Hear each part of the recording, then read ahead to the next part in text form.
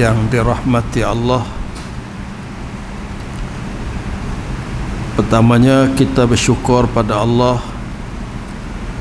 malam ni kita dapat kembali bertemu sesudah kita lalui Ramadan, dan saya ambil kesempatan ucapkan selamat menyambut Aidilfitri, pasal kita masih dalam suasana hari raya.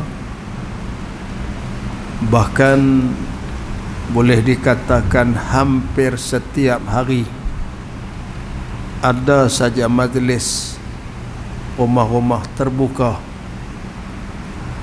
ditambah lagi dengan kenduri kahwin, sampai kita tak jumpa tarikh nak puasa 6. Apapun, alhamdulillah, kita bersyukur pada Allah boleh lalui Ramadan dan boleh menyambut hari raya dalam suasana sejahtera, walaupun ada satu dua ujian cabaran yang melanda. Sehari dua ni hujan, dia tambah dengan ribut, kadang ada yang bumbung terbang, ada yang dinding runtuh, ada ujian-ujian, tetapi tidaklah sampai ke peringkat menghalang kita menyambut Aidilfitri. Tuan-tuan, bulan Syawal, bulan di zaman Nabi sallallahu alaihi wasallam berlaku banyak peperangan. Antara peperangan yang besar pada bulan Syawal ialah perang pada tahun yang ketiga selepas hijrah, iaitu perang Uhud. Antara perang lain yang besar tahun yang kelima selepas hijrah, iaitu perang Ahzab. Itulah peperangan yang kita sentiasa kenang melalui lafaz takbir hari raya yang sama-sama kita lafazkan. Bagaimana Allah Subhanahu wa taala telah membinasakan tentera Ahzab, wa hazamal ahzab, dan telah membinasakan oleh Allah Subhanahu wa taala akan tentera Ahzab biwahdah, dengan keesaan Allah. Jadi sejarah peperangan diulang dalam takbir Aidilfitri dan Aidil Adha, memberi isyarat kepada kita bahawa dalam suasana kita menyambut hari raya gembira, seronok, bermaaf-maafan, tapi sejarah perang kita kena ingati. Maka berbetulan dengan itu, jadi kita sambung balik kuliah kita walaupun dalam suasana hari raya yang juga membicarakan berkaitan dengan sejarah peperangan. Tuan-tuan, kuliah kita yang lalu kita bicarakan satu peperangan yang berlaku yang dinamakan pertempuran Al-Jisr, iaitu pertempuran jambatan, di mana pihak tentera Islam di bawah pimpinan Abu Ubaid berhadapan dengan pihak tentera Parsi. Kalau tuan-tuan ingat bagaimana pada satu keadaan tentera Islam tersepit di tengah jambatan, dan keadaan yang genting itu menyebabkan panglima perang Abu Ubaid telah mengambil suatu langkah yang kita kira langkah ini adalah langkah yang sangat luar biasa demi untuk menghadapi bala tentera Parsi yang menggunakan tentera bergajah, iaitu Abu Ubaid ini dia lompat naik atas gajah, kemudian sedaya upaya dia berusaha untuk membunuh anggota tentera yang mengendali gajah. Dia berjaya, tetapi tidak mudah. Gajah ni dia ada latihan, dia ada kemahiran. Macam mana tuan-tuan dia buat? Gajah ni dia jatuhkan Abu Ubaid, akhirnya dia pijak Abu Ubaid.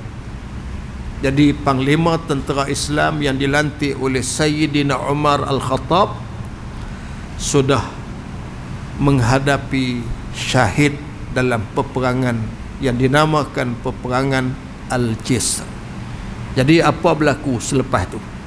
Ni yang kita nak sambung malam ni. Al-Muthanna mengatur langkah. Kalau tuan-tuan ingat, nak berlaku peperangan pembukaan di sebelah wilayah Parsi, dia dicetuskan mula oleh seorang sahabat, satu orang yang memimpin bala tentera ataupun memimpin pasukan di sebelah sempadan di antara Islam dengan wilayah Parsi, nama Sayyidina Al-Muthanna. Jadi Sayyidina Muthanna inilah yang sekali lagi berjumpa dengan Sayyidina Umar. Dia bagi panduan, bagi jalan, cerita bagaimana tentera Parsi, kesediaan dia untuk hadapi pengalaman yang dia ada, menyebabkan Sayyidina Umar Al-Khattab akhirnya bersetuju untuk menyerang tentera Parsi. Cuma nak lantik panglima perang tu siapa? Jadi waktu dikemukakan siapa yang bersedia untuk bersama dengan Al-Muthanna menghadapi tentera Parsi, di sini timbul sikit masalah. Di kalangan tuan-tuan tentera Islam ni ada yang bimbang nak menghadapi tentera Parsi. Sebab tentera Parsi ni adalah tentera yang waktu itu orang Arab gerun pasal dia adalah termasuk di antara kuasa besar dunia yang ada. Jadi waktu peringkat mula dikemukakan tawaran kepada umat Islam, siapa yang bersedia untuk bersama dengan Al-Muthanna, tak ramai orang bersedia. Di antara orang awal ialah Abu Ubaid ni. Jadi menyebabkan Sayyidina Umar Al-Khattab pilih dia untuk memimpin pasukan tentera yang berdepan dengan tentera Parsi. Dan Abu Ubaid telah melaksanakan tugas dia sampailah situasi genting tentera Islam berdepan dengan tentera Parsi di atas sebuah jambatan. Ni tuan-tuan, hak kita cerita sebelum ni bagaimana Abu Ubaid ni dia cuba sedaya upaya untuk membawa bala tentera lintas jambatan berdepan dengan tentera bergajah, dan tentera gajah ni sambar dia kemudian pijak.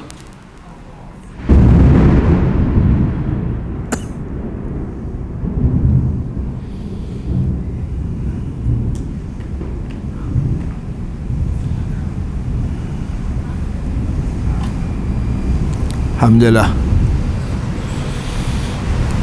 Itulah cabaran kita tu. Saya sebut tadi ni. Banyak kali tuan, dan banyak masjid dan sehari dua ni yang duk jadi begini. Dia kalau kita tengok cuaca pagi dia panas sampai tengah hari, lepas tu dia mula redup, petang dia mula hujan. Dah hujan pula dia main dengan kilat, dengan guruh, dengan petir, dia main sekali. Ni kalau tak berjihad sungguh tak main malam ni. Kira hak boleh main ni cukup hebat dah. Tambah hak main dengan mutu, cuma duk fikir lagi nak balik hujan. Jadi tuan, lagi tak berhenti hujan, kita tak berhenti kuliah malam ni, insya-Allah. Punggah dah dia kata. Tuan-tuan yang dirahmati Allah. Jadi Abu Ubaid ni telah memainkan peranan, memimpin bala tentera sampai akhirnya dia syahid. Jadi bila dia syahid, siapa nak ambil alih kepimpinan bala tentera untuk menghadapi Parsi ni? Suasana genting. Jadi di sinilah peranan Al-Muthanna. Kalau tuan-tuan ingat bagaimana Al-Muthanna ni, dia yang mencetuskan usaha untuk berperang, usaha menghadapi Parsi. Tapi Sayyidina Umar tak pilih dia, pilih Abu Ubaid. Al-Muthanna memberi kepatuhan yang tinggi kepada Abu Ubaid. Walaupun kalau nak dikira pengalaman, dia lebih pengalaman. Tapi bila dilantik saja pemimpin, maka al-musanna memilih kaedah dengan pemimpin ni mesti as-sam'u wa ta'ah, dengar dan taat. Itu hebat dia. Jadi sampai masa dia yang memimpin. Mengapa jadi begitu? Allah yang maha mengetahui. Tuan, mungkin kita kata kalau macam tu Sayyidina Umar tak apa pandai pilih panglima perang, patut dia pilih al-musanna. Patutnya terus dia pilih al-musanna. Pasal apa dia pilih Abu Ubaid? Abu Ubaid bukan ada pengalaman di Parsi. Al-musanna ia ada pengalaman. Wallahu a'lam tuan-tuan. Tapi bila kita kenal semula sejarah peperangan Mu'tah, tuan-tuan, sejarah peperangan Mu'tah, Nabi masih ada. Waktu Nabi nak pilih panglima perang, hak ni nak hadapi Rom, Nabi pilih panglima perang yang pertama ialah Sayyidina Zaid bin Harisah. Lepas tu Nabi sebut, sekiranya Zaid bin Harisah ini gugur, diganti oleh Ja'far bin Abi Talib. Dan Nabi sebut lagi, sekiranya Ja'far ini gugur, maka diganti oleh Abdullah bin Rawahah. Dan sekiranya gugur, Nabi tak namakan. Dan memang berlaku ketiga-tiga tu syahid. Siapa ganti? Khalid Al-Walid. Adakah Nabi tak tahu tuan-tuan pada waktu tu Khalid Al-Walid ada dalam pasukan perang? Nabi tahu. Tapi mengapa Allah tidak wahyukan kepada Nabi untuk langsung pilih Khalid Al-Walid? Ini yang saya sebut tadi tuan. Semua ni terkandung dalam rahsia hikmah yang Allah Ta'ala sahaja maha mengetahui. Dan siapa yang dilantik sebagai pemimpin menjadi satu ujian. Di samping itu Allah nak tunjuk inilah jihad perjuangan yang ada ketika sampai ke peringkat, perlu sampai ke peringkat mana? Pemimpin ni mati syahid. Bukan pemimpin ini tuan-tuan kesudahan dan dengan kemewahan tak. Bukan pemimpin ni kesudahan dia disanjung, kesudahan dia dapat berbagai-bagai gelaran, dapat berbagai-bagai anugerah. Bukan itu. Tetapi perjuangan Islam ada ketika sampai ke peringkat dia mendapat syahid di sisi Allah. Itulah anugerah yang paling tinggi. Jadi ini di antara pengajaran yang kita boleh ambil. Bagaimana generasi yang lalu nak boleh bawa Islam, mereka menghadapi cabaran-cabaran getir, nak boleh lebar luaskan Islam sampai ke peringkat mereka menumpahkan darah dan hilang nyawa untuk Islam. Ini pengajaran besar yang kita boleh ambil. Al-Musanna datang dengan bala tenteranya pada 11 petang. Jadi Abu Ubaid dah selesai dah tuan-tuan, urusan dia memimpin. Jadi pasukan bantuan sampai dipimpin oleh Al-Musanna. Ketika tentera Islam yang tidak terkawal berundur menaiki jambatan gantung untuk menyeberangi sungai, pada saat itu pula datang Abdullah bin Marsad Al-Thaqafi memotong tali jambatan bagi menghalang tentera Islam yang berundur. Allahu Akbar. Tapi jadi pula waktu tu. Hak tadi ni satu hari dah. Sekarang tuan-tuan dalam suasana yang masih genting, panglima perang tentera Islam sudah syahid. Jadi tentera yang ada ni nak berunduk. Untuk sementara waktu Al-Musanna sampai, dia baru nak mengurus. Dalam keadaan kalut-kalut tu di atas jambatan, tiba-tiba ada satu orang di kalangan tentera Islam ni, nama Abdullah bin Marsad Al-Thaqafi. Dia pergi ambil satu langkah, dia pergi kerak tali jambatan. Apa jadi? Rebalah jabatan gantung. Jadi runtuh jabatan. Dan dia buat ni bukan tujuan untuk nak bunuh tentera tu tak. Tapi dia ada satu niat dia. Niat dia baik. Apa niat dia? Iaitu bagi menghalang tentera Islam yang berundur. Dan dia berkata, wahai seluruh manusia, matilah bersama dengan para pemimpin kalian yang sudah mati, atau berjuang untuk kemenangan. Jadi langkah yang diambil ini untuk nak bagi semangat pada tentera-tentera Islam. Hampa jangan berunduk. Abu Ubaid sudah syahid, jom kita syahid sama dengan dia. Ataupun kita berjuang sampai menang. Yang ni lah tuan-tuan hak selalu sebut tu. Imma syahadah wa imma nusrah. Sama ada mati syahid ataupun menang. Jadi kita ni pilihan kita, depan kita dua saja. Hampa jangan berunduk, sama ada syahid ataupun menang. Tu niat dia. Tapi hak dia buat tu betul ke? Jadi di sini tuan-tuan pengajaran satu lagi kita boleh ambil. Nanti akan disebut oleh Tok Guru apa tuan-tuan hikmah yang berlaku ni. Apabila jambatan runtuh, hal itu menyebabkan ramai tentera Islam yang mati kelemasan kerana jatuh ke dalam sungai.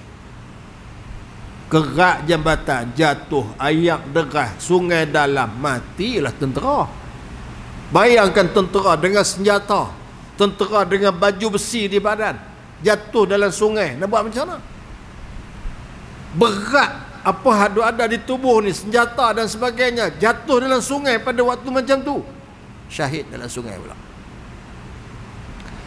Al-Musanna memukul Abdullah bin Marsad kerana tindakannya yang salah itu dan berkata, mengapa kamu melakukan perkara ini? Pasal apa kamu buat benda ni? Kata Musanna kepada Abdullah. Lalu Abdullah kata, liyuqatilu, supaya mereka berjuang dan menghalang mereka daripada berundur. Tuan-tuan tengok, dia ada niat. Niat dia baik tak? Baik.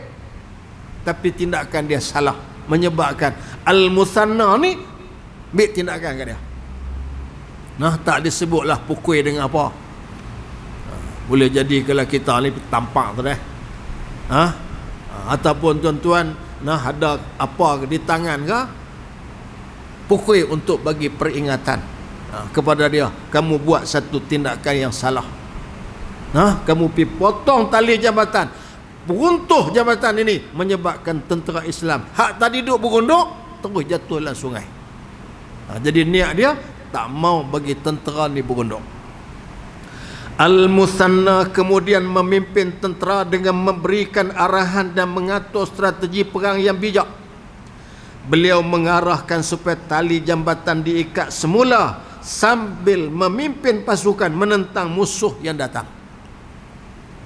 Jadi arahan dia tenangkan balik tentera, kemudian dia minta supaya tali jambatan itu diikat balik.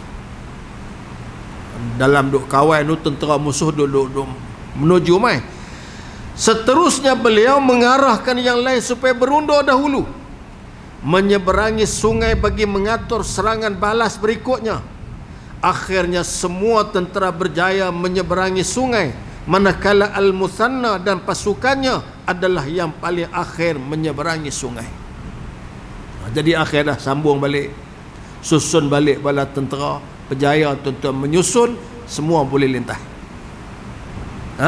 Ini kita baca ni ringkas lah. Tapi macam mana keadaan sebenar pada waktu tu, suasana ada, sudah tentu genting, sudah tentu sukar, sudah tentu payah bagi mereka, tapi mereka berjaya atasi semua tu.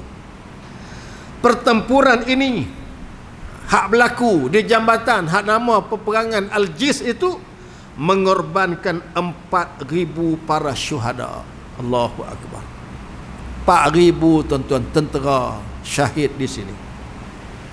Antaranya daripada kalangan para sahabat radhiyallahu anhu. Jadi di kalangan 4,000 tu, di kalangan mereka adalah para sahabat radhiyallahu anhu. Ada hak bukan sahabat pun. Pasal apa? Hak baru masuk Islam selepas wafat Nabi, zaman Sayyidina Abu Bakar, zaman Sayyidina Umar. Mereka ni jadi bala tentera Islam. Dan ramai di kalangan mereka ni dahulunya adalah para sahabat radhiyallahu anhum. Jadi nak gambar tuan-tuan, para sahabat ni bukan sekadar di belakang Nabi sallallahu alaihi wasallam, bahkan mereka juga meneruskan perjuangan Nabi sampai mereka juga syahid di medan pertempuran.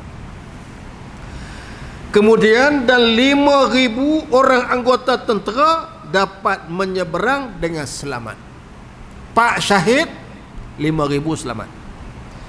Adapun tentera Parsi yang berjaya dibunuh adalah seramai 6,000 orang. Jadi kau nak kira kekuatan, lebih sebelah Parsi. Tentera Islam ada 9,000 ya waktu tu. Lepas pada tu 4,000 tentera Islam syahid. Baki lagi 5,000 saja. Hak tentera Parsi nu ramai lagi.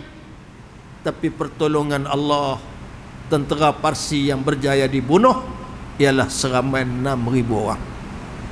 Jadi lebih di sebelah pihak tentera Parsi yang terbunuh dalam peperangan ini.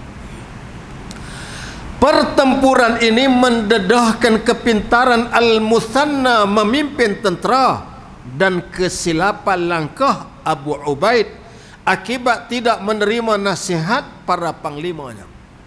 Abu Ubaid memutuskan untuk menggerakkan tentera Islam ke tempat yang tersepit sehingga susah untuk mengatur langkah bagi menyerang dan bertahan. Tuan-tuan, yang ni hak kita baca dah lepas.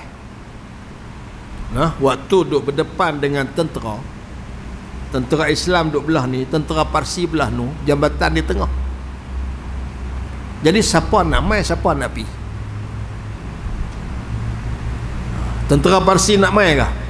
Tentera kita nak tuju pi kah? Jadi waktu tu Abu Ubaid yang pimpin, dia pilih untuk kita pi, untuk tentera Islam yang lintah pi. Jadi kalau tengok satu sudut, apa siapa yang buat lagu tu? Tapi sudah tentu Abu Ubaid ni pun dia ada alasan dia. Alasan kita hak berjihad, berjuang ni, kalau kita nak tunggu depa mai, bila depa nak mai? Silap-silap pakai duk sorak ya, duk belah ni. Kita duk sorak, oi mai, depa sana sorak mai ya. Tak sudah. Jadi Abu Ubaid memilih untuk pi. Tapi pilihan dia itu adalah pilihan yang kurang tepat. Dia memilih walaupun pada waktu tu dia sudah diberi nasihat, kita jangan pi, kita tunggu. Tapi dia pilih untuk pi. Kurang tepat. Tetapi tidaklah sampai ke peringkat menjadi satu kesalahan. Yang kesalahan tu kita kenang ingat, kita tak apalah jadi panglima perang, tak reti. Tidak.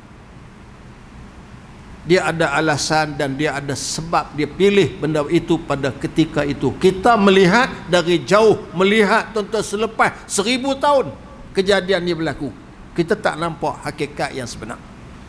Jadi dia lebih tahu keadaan. Dan macam kita sebut tadi, Allah takdirkan mereka 4,000 menemui syahid.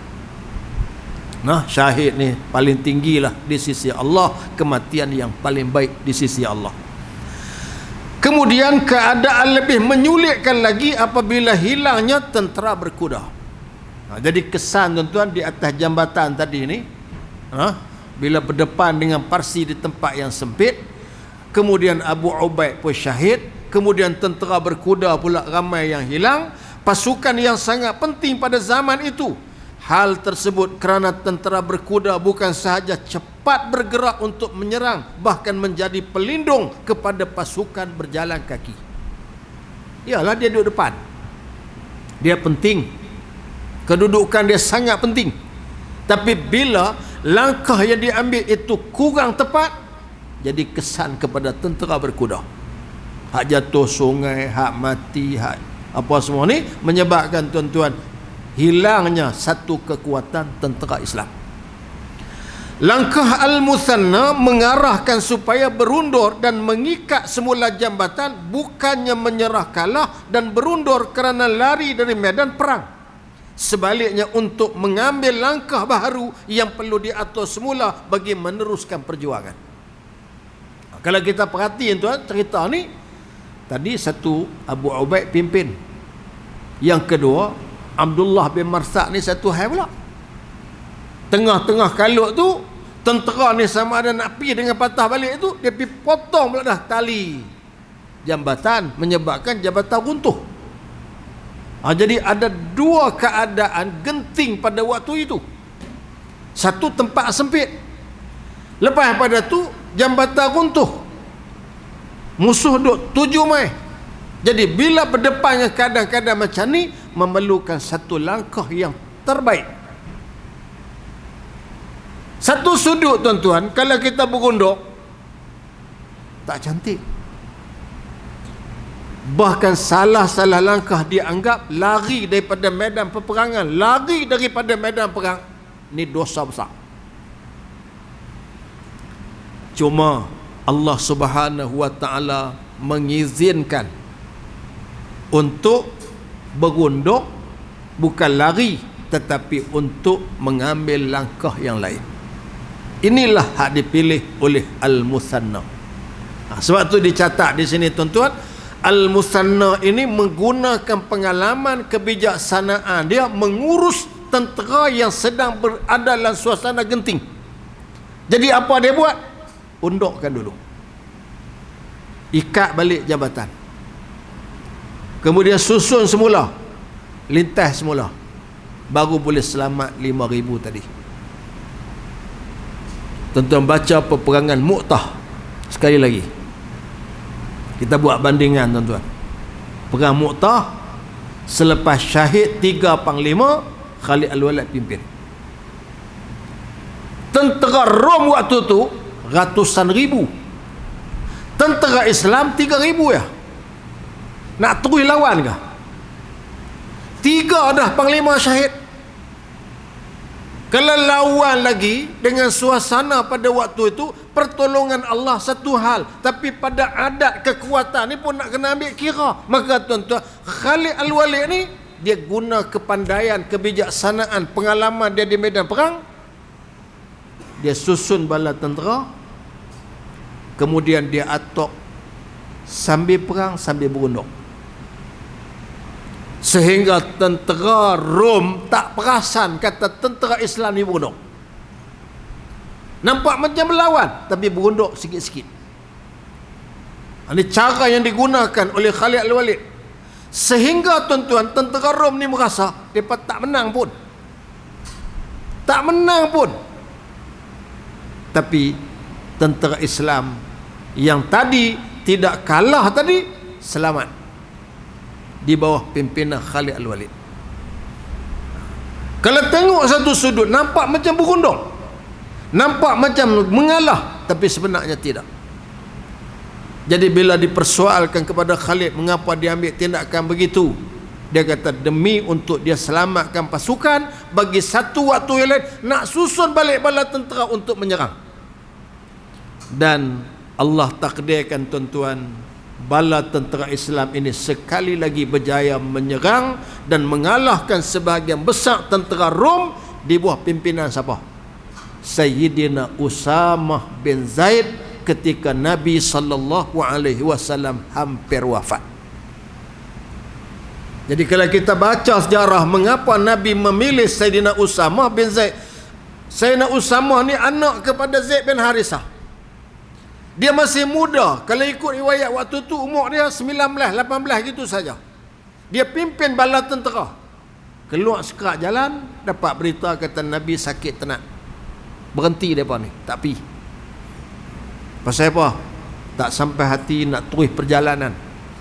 Dalam keadaan Nabi begitu, akhirnya dapat berita Nabi wafat. Balik mereka ke Madinah. Sayyidina Abu Bakar naik jadi khalifah. 3 minggu selepas dia naik jadi khalifah, Sayyidina Abu Bakar kumpul balik pasukan tentera ni. Sayyidina Abu Bakar hantar mereka balik untuk berdepan dengan Rom. Tuan ingat kan bagaimana orang Madinah waktu tu mula petikai. Satu, pasal apa kita hantar juga pasukan tentera ni pi berdepan dengan Rom dalam keadaan Madinah tidak stabil. Waktu tu murtad berlaku di mana-mana. Kekacauan berlaku di mana-mana. Mengapa diteruskan juga?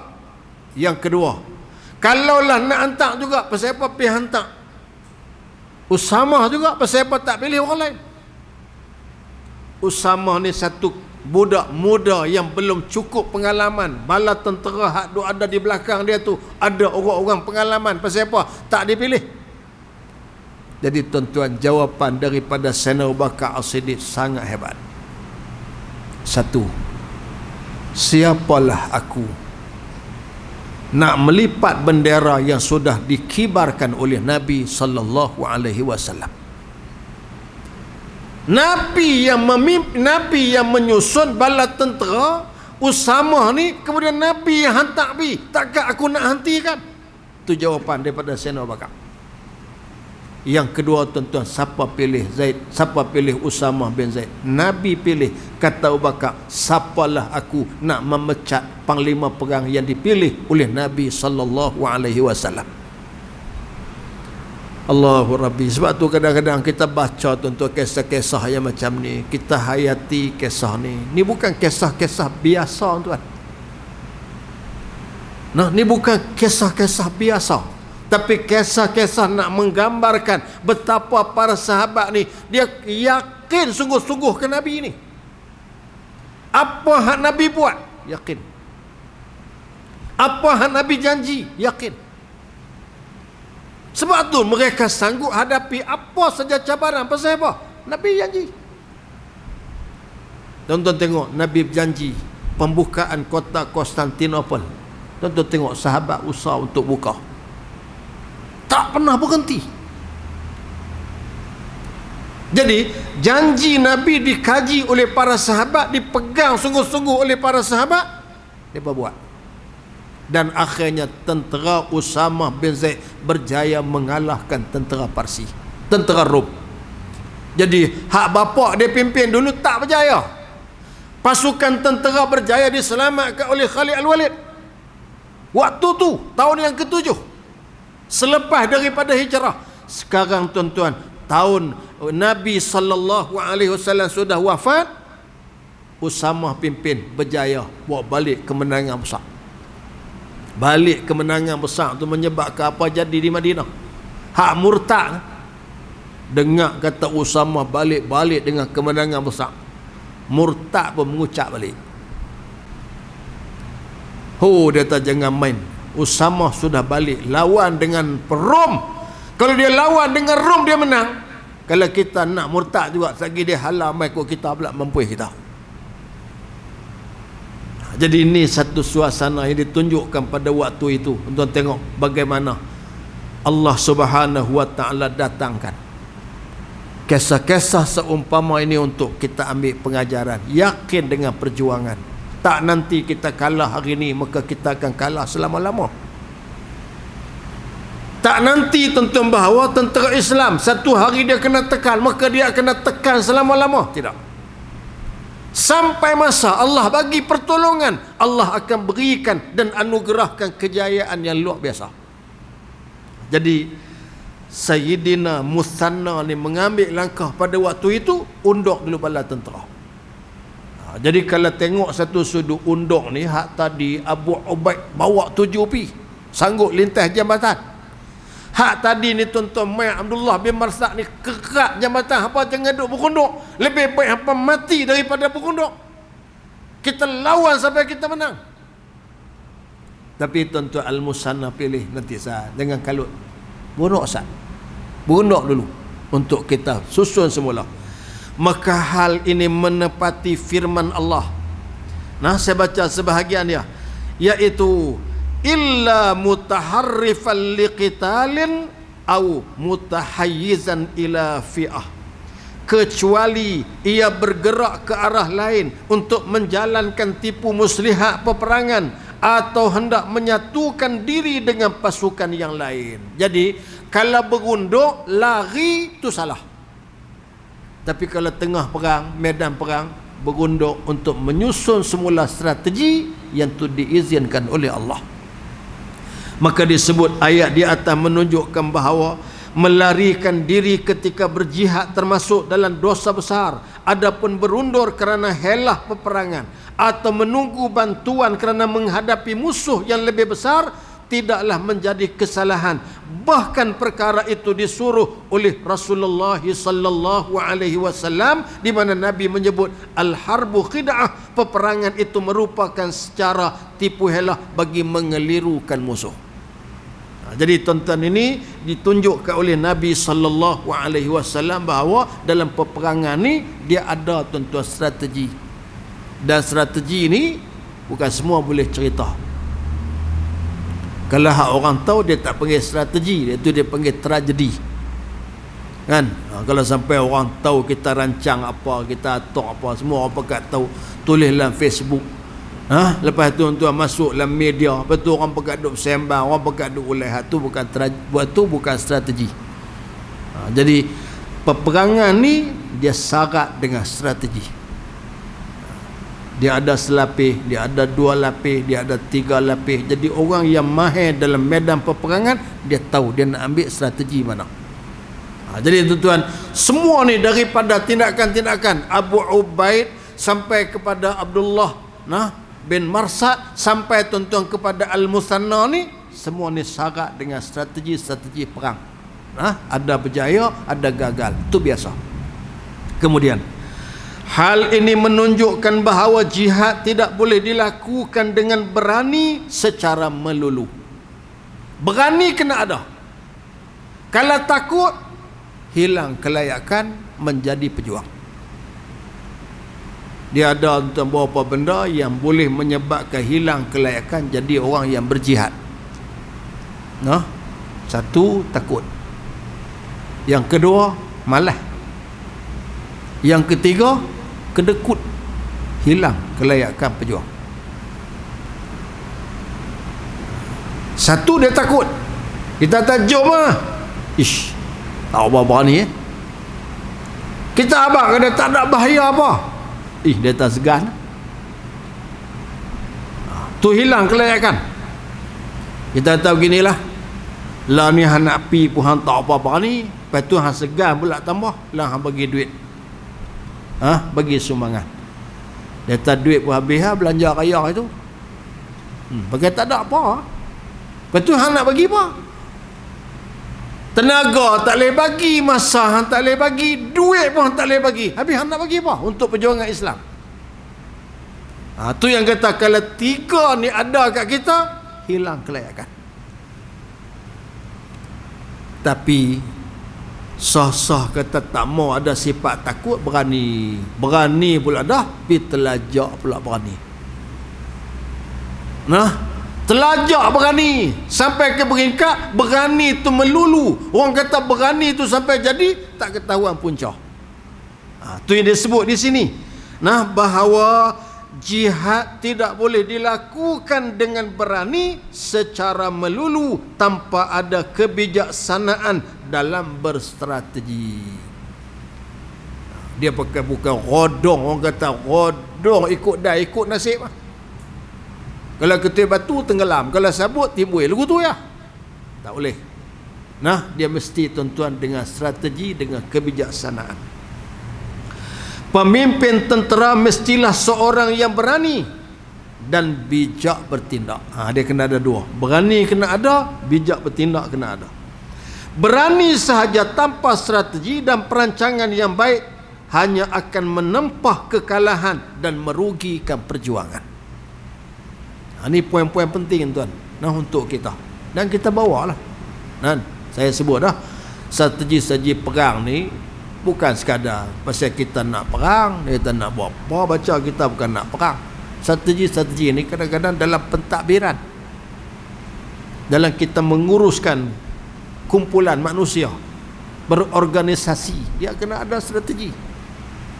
Kita nak capai satu matlamat, kita nak buat satu benda, kita nak capai satu, nak berjaya satu program, kita berstrategi. Dia orang jadi pemimpin ni, dia tahu pasukan ni tak tang ni, orang ni kena duduk tang ni.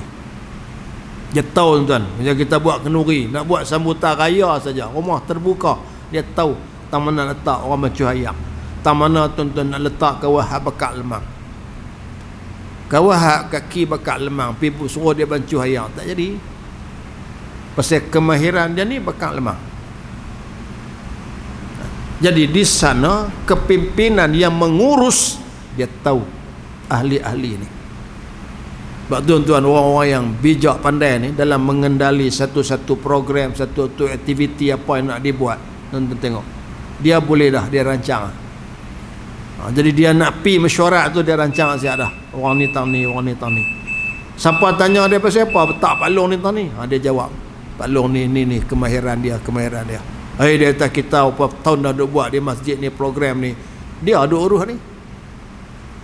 Tapi ada waktu dia nak pilih orang lain pula. Contohnya, pasal apa tak bagi ke Pak Long ni dah, kata dia ni lama. Tak apa, kita nak supaya ada orang baru, mungkin ada pandangan baru. Jadi tuan, dia ada strategi, dia mesti begitu. Dia bukan pakai pukul borong, tidak. Jadi pemimpin ni begitu, benda ada pada dia, maka insya-Allah pada waktu tu apa yang dia atur dan disusun akan berjaya. Itu contoh-contoh yang kita boleh ambil. Kemudian Al-Musanna membahagikan tenteranya kepada 2 pasukan. Walaupun jumlahnya menjadi lebih kecil kepada hanya 10,000 orang sahaja. Hal ini disebabkan ramai yang telah mati syahid dan mendapat kecederaan. Satu pasukan yang melindungi tentera diarahkan berundur secara teratur. Jadi tuan, hak tadi ni tinggal daripada 9, kemudian syahid 4, tinggal lagi 6, kemudian bawa balik tuan-tuan, bawa balik syahid 4, tinggal lagi 5, dia bawa balik tuan-tuan pasukan, tambah balik 5, jadi 10,000. Pasukan tambahan tu jadi 10,000, yang itulah disusun semula oleh Al-Musanna. Sebahagian lagi yang berjumlah 5,000 orang anggota dipimpin oleh Al-Musanna sendiri bagi mengumpan tentera Parsi yang lebih besar jumlahnya di bawah pimpinan para tentera utama mereka.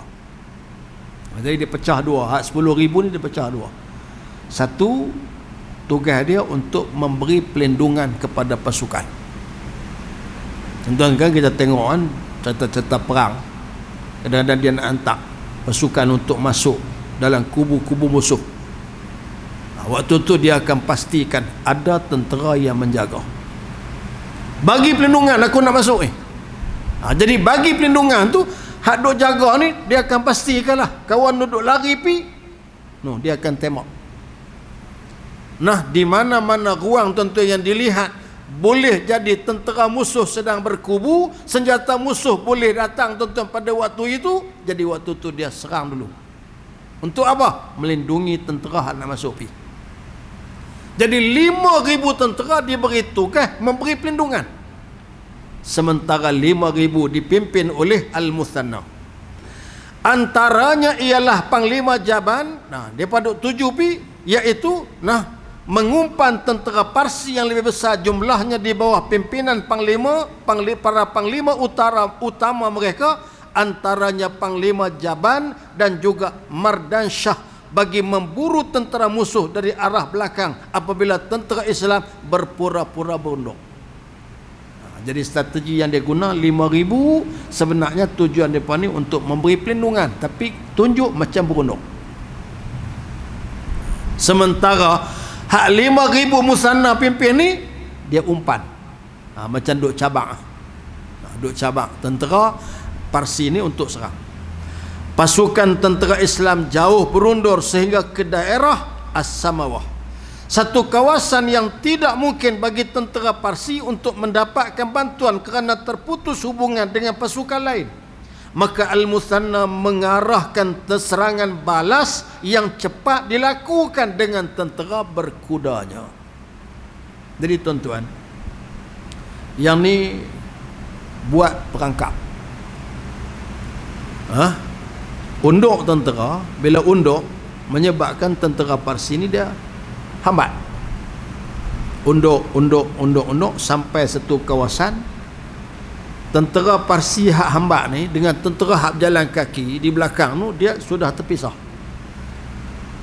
Bila sudah terpisah, kira-kira Al-Musanna agak terpisah ni, tentera belakang nak sampai tu berapa jarak terpaksa diambil, berapa masa terpaksa diambil.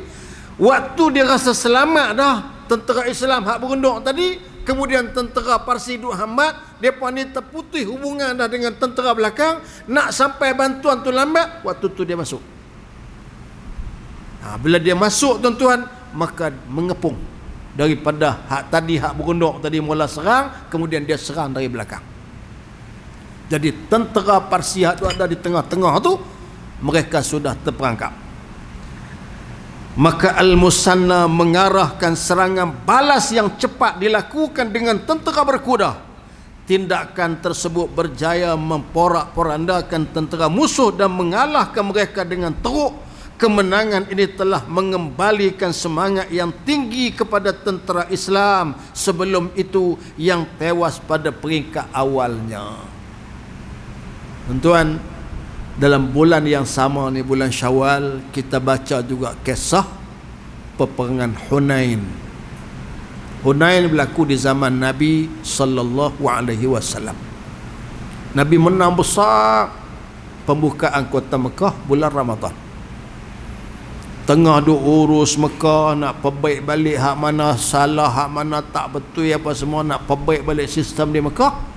Tiba-tiba dapat maklumat suku Hawazin dan Bani Thaqif nak duk di Taif nu duk tengah duk susun tentera untuk serang Mekah.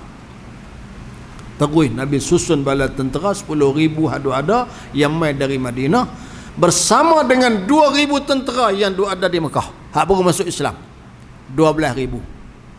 Keluar dari Mekah menuju nak tuju pergi ke Taif. Sampai di lembah Hunain, mereka tak sedar bahawa tentera-tentera Hawazin, suku Hawazin dan Saqif nu sudah masuk awal di lembah Hunain. Segala lubang, segala tanah tinggi, segala bukit semua mereka kuasai. Tentera Islam duk langkah masuk ni, duk ingat tak sampai lagi lah, duk ingat nu Taif nu jauh lagi. Ni baru sampai lepas pada Ji'ronah ya tuan. Bila sampai tentu langkah masuk, anak panah masuk. Dihujani dengan anak panah. Jadi tentera hadut depan, dia terkejut dengan anak panah ni, dia cabut lari berselerak. Bila lari, hak belakang tak tahu apa, duk tunggu, lari juga. Tu yang berselerak tabak habis. Jadi tentera yang berselerak tabak ni Nabi sallallahu alaihi wasallam susun semula. 12,000 berselerak. Nabi susun semula. Ada riwayat mengatakan yang bersama Nabi hanya lingkungan 70. Ada yang kata yang bersama Nabi jumlahnya sama dengan tentera Badar dulu, 313. Kesimpulannya tak besar tentera hak bersama dengan Nabi, tapi berjaya disusun semula. Akhirnya tuan-tuan, berjaya menguasai semula peperangan dan menang besar di Hunain. Jadi sebenarnya kalau kita tengok sejarah peperangan ni, dia mengulangi. Jadi hak berlaku di zaman Sayyidina Musanna bin Haris pimpin. Selepas daripada kucar kacir bala tentera, lepas tu dapat kejayaan besar. Semua tu tuan-tuan, Allah Subhanahu wa taala takdirkan berlaku semua itu untuk memberi pengajaran bahawa perjuangan ni ada waktu pasang, ada waktu surut, ada waktu menang, ada waktu kalah, ada waktu susah, ada waktu senang. Jadi dia begitu, Tuhan jadikan begitu kepada manusia, khususnya kepada umat Islam sebagai satu ujian bagi kita. Lepas tu Tuhan nak tengok siapa hak benar janji dia, siapa yang dusta, siapa hak hanya pandai berkata-kata tapi tak pandai nak kota. Semua ni Allah Ta'ala datangkan. Dan alhamdulillah tuan-tuan, akhirnya tentera Islam menang besar. Nanti kita akan tengok tuan sampai masanya berapa tentera musuh yang berjaya dibunuh dalam peperangan ni. Kalau kita tengok angka tuan, sangat menggerunkan. Macam mana yang akhirnya tentera Parsi yang begitu gagah itu berjaya ditumbangkan. InsyaAllah nanti tuan kita akan lihat perkembangan-perkembangan berikut. Cuma bila sampai takat ni, dia menang dah dalam peperangan tahap ni, apa Sayyidina Musanna buat. Jadi Musanna ni tuan-tuan, dia menghantar utusan kepada Sayyidina Umar. Stabil dah pada waktu tu, tentera musuh pun dah kalah sikit dah tentu. Jadi dia hantar utusan. Satu, utusan ni nak menceritakan apa sebenar sedang berlaku. Penting yang tu untuk pengetahuan khalifah. Jadi nanti Sayyidina Umar dapat berita yang sebenar apa berlaku. Yang kedua tuan-tuan, dia memohon supaya pasukan bantuan dihantar oleh Sayyidina Umar. Jadi tentera di hadu ada tu, dia berjaya dah buat satu kepungan, memberi satu pukulan kepada tentera Parsi. Yang tu belum cukup untuk berdepan dengan tentera Parsi yang besar. Mesti kena ada satu kekuatan yang cukup untuk menghadapi. Jadi tuan inilah yang diminta bantuan, dan insya-Allah nanti kita akan tengok bagaimana Sayyidina Umar Al-Khattab mengambil tindakan, dan penyudah dia mencapai kemenangan yang besar insya-Allah. Jadi sekadar tu dulu untuk malam ni. Kita ambil tuan-tuan beberapa pengajaran daripada apa yang kita bincang malam ni, ialah bagaimana generasi yang lalu telah berjuang, berjihad, telah mengorbankan apa sahaja yang mereka miliki demi untuk Islam. Jadi kita pun bila baca benda-benda macam ni, kenang benda-benda macam ni, mudah-mudahan tuan-tuan kita pun lagu tu jugalah. Takat mana hak kita boleh, takat mana yang kita mampu, takat mana tuan-tuan yang kita ada keupayaan untuk buat dalam perjuangan Islam, buatlah. Jangan sampai tak ada apa langsung. Duk renung tengok aku ni buat apalah untuk agama ni. Jangan sampai tak ada langsung. Biar bagi ada walaupun sikit. Habis sangat tak ada. Duk renung tengok tak ada apa ni. Tenaga tak bagi, masa pun tak, tubuh badan anggota tak ada, duit ringgit tak ada, habis sangat tak ada. Ada doa. Ada doa tentu untuk Islam. Saudara kita di Palestin bulan Ramadan dia duk kena. Takkan tak ada sikit doa kita hantar pergi kat depa. Takkan pakai kita nak tengok begitu saja. Tak boleh, kena ada sesuatu. Walaupun sikit, sekurang-kurang yang itulah kita boleh jawab depan Allah Subhanahu wa taala, ya Allah, takat ni saja kemampuan yang saya boleh bagi. Tapi takkan kita nak bagi takat tu saja. Sebab tuan-tuan, dalam Islam ni bukan sekadar menjadi penyokong, tapi jadilah pendokong kepada perjuangan Islam. Mudah-mudahan Allah pilih kita, hidup kita dalam keadaan yang mulia, dan mati kita dalam keadaan yang syahid insya-Allah. Kalaupun tak mati syahid di medan peperangan, dalam hati kita tetap ada niat mati untuk perjuangan Islam. Wallahu a'lam. Bismillahirrahmanirrahim. Alhamdulillahi rabbil alamin, hamdan yuwafi ni'amahu wa yukafi'u masidah. Ya Rabbana lakal hamdu kama yanbaghi li jalali wajhika wa azimi sultanik. Allahumma salli ala sayyidina Muhammad wa ala alihi wa sahbihi ajma'in. Allahumma faqihna fid din wa 'allimna at-ta'wil wahdina ila siratikal mustaqim. Allahumma a'izzana bil Islam wa a'izzal Islam bina.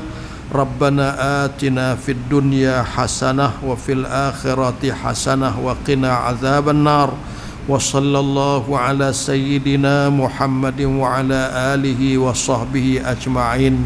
Walhamdulillahi rabbil alamin.